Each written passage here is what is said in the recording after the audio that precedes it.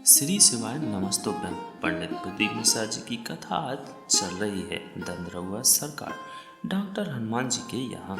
शंकर सुमन सुंदर से महापुराण कथा में आज गुरुदेव ने बताया एक सावधानी वाली बात और कथा में कहा, कोई आपकी कितनी भी बुराई करे कभी भी जवाब मत दो, उसे जवाब मेरा महादेव देगा। आगे गुरुदेव कहते हैं कि आप अगर महादेव की भक्ति करते हैं तो आपकी चिंता महादेव करता है। आपको आपके दुश्मनों की तरफ ध्यान नहीं देना है, उनका ध्यान महादेव रखता है। आगे गुरुदेव कथा में कहते हैं, अगर आप बाजार में जाते हैं, बाजार में आपके साथ आपका छोटा सा बच्चा है और अगर उस बच्चे को कोई आकर एक चांटा मार दे तो आप क्या करते हैं?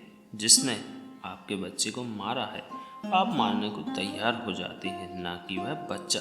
ऐसा इसलिए क्योंकि वह आपका बच्चा है। इसी प्रकार आपको महादेव के बच्चा बनना है, जिससे आपको गाली देने वाले तथा आपकी बुराई करने वाले को जवाब मेरा महादेव देगा। आपको चिंता नहीं करनी है। आगे कथा में बढ़ते हुए गुरुदेव एक पत्र पढ़ते हैं एक महिला का, जो कि भोपाल की कथा में आई थी और बिहार की रहने वाली है। उनके बच्चे की आँख की रोशनी चली गई थी, जो अब आ चुकी है। उसने जो गुरुदेव की कथा में सुना था उपाय, पीपल के पत्ते का दोना बनाकर उसमें शहद भरकर महादेव को चढ़ाना है। चढ़ाने के बाद उसी शहद को आंखों में लगाना है। यह उपाय किया और बच्चे की आंखों की रोशनी सही हो गई। आज बच्चे के साथ कथा में आई हुई है। गुरुदेव कहते हैं, सच्ची श्रद्धा सच्चे मन से किया गया कार्य का फल महादेव जरूर देता है।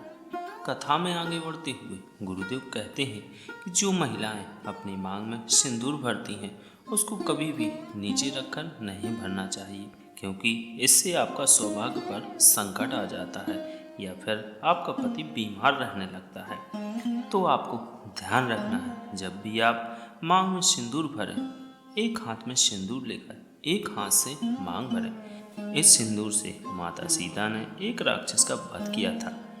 इसकी इतनी महत्वता है जिससे आज की महिलाएं जानती नहीं। कथा में आगे बढ़ते हुए गुरुदेव कहते हैं, माता सीता जब सिंदूर से अपनी मांग भर रही थी तो हनुमान जी ने देखा और पूछा, माता ये क्या है और ऐसा क्यों कर रही है? माता कहती हैं, इससे पति की आयु लंबी होती है, इससे मैं ऐसा कर रही हूँ। ऐसा सुनते ही महाबली हनुमान ने अपने सारे शरीर को पोत लिया और जब से हनुमान जी को सिंदूर चढ़ाया जाने लगा। कथा में आगे बढ़ते हुए कहते हैं कि जब भी हनुमान जी के मंदिर जाएं तो आप हनुमान जी के चरणों से सिंदूर लेकर अपने मस्तक पर लगाएं, तो आप भी तेजवान होते जाएंगे। कैसी लगी आपको आज की जानकारी? अगर जानकारी अच्छी लगी हो तो वीडियो को लाइक एवं चैनल को सब्सक्राइब जरूर करें। श्री शिवाय नमस्तोभ्यम।